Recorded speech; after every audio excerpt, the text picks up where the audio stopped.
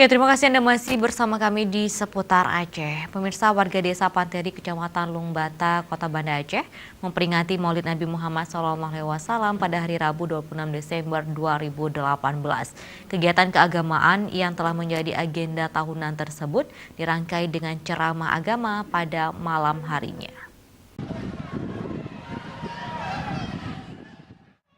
Dalam kenduri Maulid yang dipusatkan Kampung Panteri, panitia mengundang ribuan orang dari berbagai desa dalam wilayah Kota Banda Aceh. Selain itu, dalam momen ini, panitia peringatan Hari-Hari Besar Islam Kampung Panteri juga menyantuni puluhan anak yatim piatu dari desa sekitar.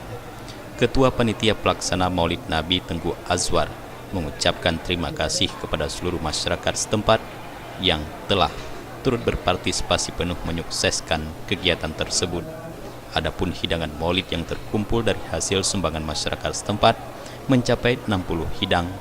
Jumlah tersebut diakui jauh meningkat dibandingkan maulid sebelumnya. Alhamdulillah, peringatan maulid pada tahun ini kita mencapai daripada apa yang kita harapkan, dan kami dari pihak panitia mengucapkan ribuan terima kasih kepada warga yang telah turut dalam acara peringatan maulid di komplek Kampung Panteri ini.